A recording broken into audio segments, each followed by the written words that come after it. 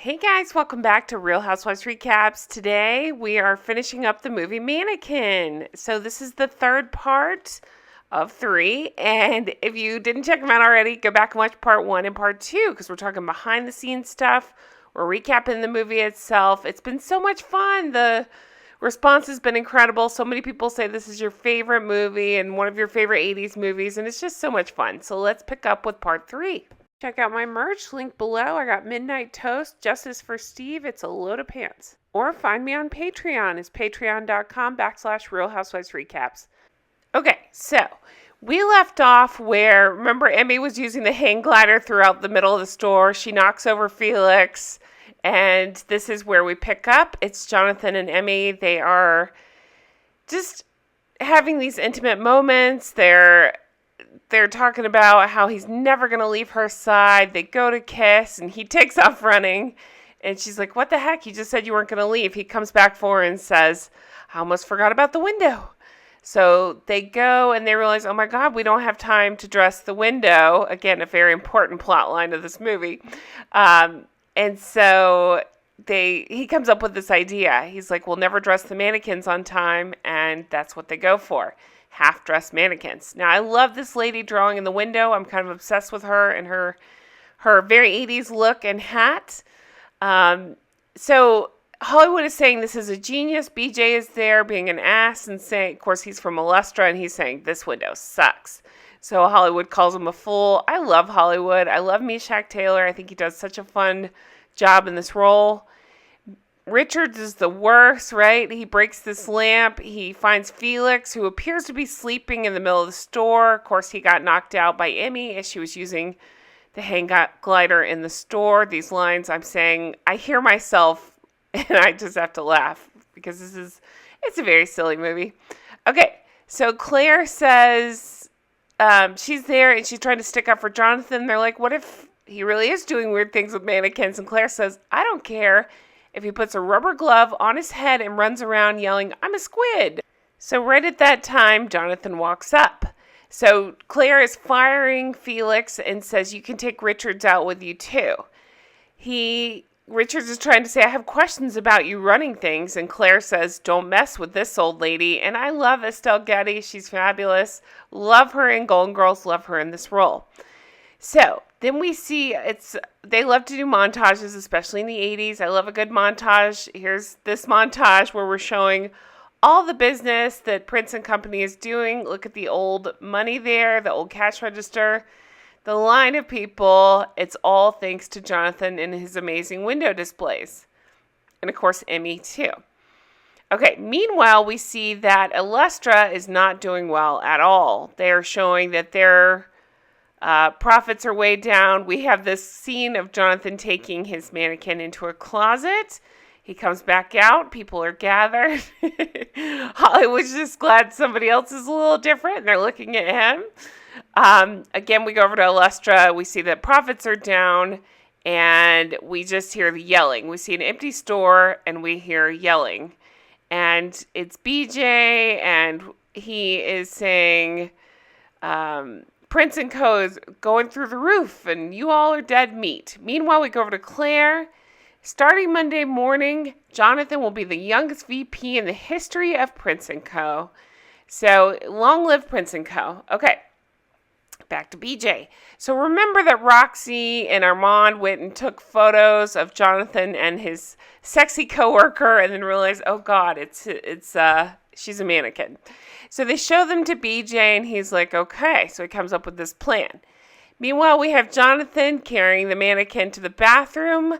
As he's going in, this lady comes out, and he makes up a story about the men's room being broken. But of course, we know the rules. If you haven't seen before, hopefully you're not just diving into part 3. She only comes to life when nobody else is around. So he sets her on the counter. She comes to life, and he tells her the good news that he is vice president. So it gives them creative freedom. They can work together. They're very excited. They kiss. She says, don't worry about what will happen to us. It's going to be fine. We'll figure it out. Meanwhile, Hollywood shows up, and he's like, hey, don't eavesdrop on them. He goes into the bathroom where they're kissing, and Emmy switches from person to mannequin, so it looks like Jonathan is just making out with a mannequin. So Hollywood is saying he needs help. I've always thought of myself as hot stuff, but compared to you, I'm dirt, is what he says. He says he's a fast learner, and Jonathan says, listen, you have nothing to worry about. We'll figure this out. I'm the new vice president. Don't worry. Hollywood's excited for him, but he's also crying. Everybody's gathered outside the door trying to figure out who's crying. Okay, so Jonathan is talking to Emmy and says, please come in live in front of Hollywood. That way he'll understand that it's not me doing this, that we do this together, and that he can be part of it. And she explains, I can't do this. So she goes and waits in the window and says, do your masterpiece tonight. Meanwhile, BJ and Richards are talking. Richards has decided to bring on Felix. He basically describes him as an imbecile. And there are hundreds of mannequins at Prince & Company, but he thinks he can identify the one that Jonathan is interested in.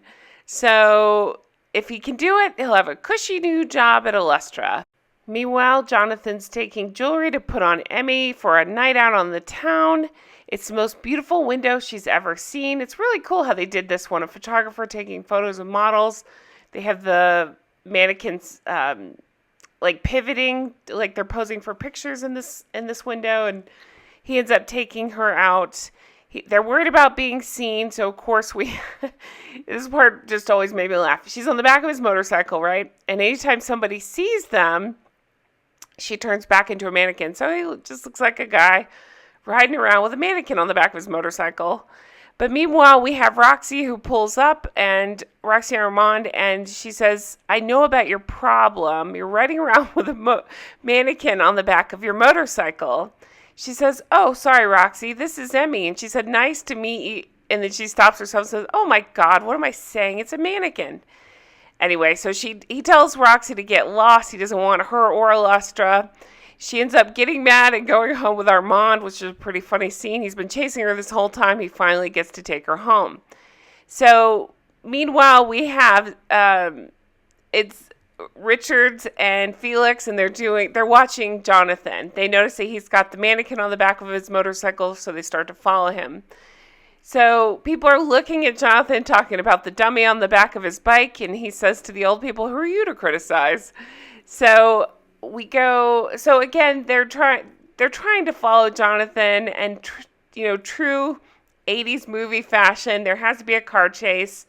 The car wrecks a couple of times. They end up getting stuck in between buildings. It's great. At one point, Emmy puts her hand up in the air. She's giving them the bird. Fantastic. Meanwhile, Roxy is getting dressed. She was over at Armand's house, and he says, it must be you. You're so cold. You're so unfeeling. This has never happened before. And where can I get a Mannequin Two? So then we start hearing soft music, and they're enjoying the evening together. They're out on the town. Nobody else is around, so she can be a person again. Again, I hear the things I'm saying. It's cracking me up, too. They have a really romantic evening together. They end up in the tent together, and we kind of get to see that they are enjoying themselves together. But they ended up saying, I love you to each other. So they have this scene in the hammock together where they're laying, and they're having an intimate moment, and they tell each other they love each other. And she ends up saying, I better get to the window, and he falls asleep right there in the furs. So then we go to Felix and Richards. They're breaking in, looking for her, looking for the mannequin. So they start looking around. They realize they all kind of look alike. They can't figure out which one is the right one. So they're shining flashlights around, and Felix is like, this is her, this is her. Of course, we know it's not her. But they ended up confused. So they took a bunch of mannequins. I believe they said at the end they took all the female mannequins out of the store. So they grab her. They do find the right one. They don't realize it's the right one, but they do find her, and they bring her as well. So a crowd is gathered, and Jonathan is sound asleep. He's in the furs. He's reaching for Emmy, and he wakes up to realize what's happened. He's fallen asleep after staying up all night with her. So Hollywood comes to tell them that all the girl mannequins have disappeared from the window, and so so Jonathan, of course, takes off running to find her. He knows exactly where to go, and he ends up going over to Alestra. Hollywood gives him a ride in this fabulous car. So I do remember this from the movie. He's got this fabulous pink car. He has this cover he puts over it, covered in polka dots that say Hollywood on it. But, okay. So Jonathan runs in there. He wants to find her. Roxy, of course, is jealous. She takes off running. So she's going to take care of the problem. Meanwhile, we find out Felix is working at Alestra. He has a new dog. I guess he's gotten rid of Rambo. Now he has Terminator. Roxy is running. Jonathan is chasing him. Jonathan runs into the dog. He's afraid Terminator is going to get him. Felix tells him to attack, but Terminator just takes off running past him. I love German Shepherds. Such a cute dog. Okay, so then, you guys, it's like my favorite part. Well, first of all these people are chasing, right? It's a chase through the store. It's a classically 80s store with a million mirrors, and I love that there's a record section in a department store. Isn't that fabulous? But there's security chasing him. Roxy's trying to get rid of all the mannequins so that way she doesn't have to be jealous anymore. It's craziness. But so Jonathan heads back that way. The police are still chasing him. She turns on whatever this machine is that is apparently made to destroy boxes and mannequins. So the mannequins are on their way up the conveyor belt. Jonathan better move fast. And we see Emmy is unfortunately on the conveyor belt. So this is my favorite part of the movie. Hollywood gets a hold of the water hose and hilarity ensues because he's like, taunting these guys. He's spraying them all with the water hose and saying things to them. And they're mad, saying, why can't we get this damn water turned off? And he's saying, this is what being a man is all about, honey. And he's spraying them, and they're very mad. Meanwhile, Jonathan runs in to rescue Emmy just in time.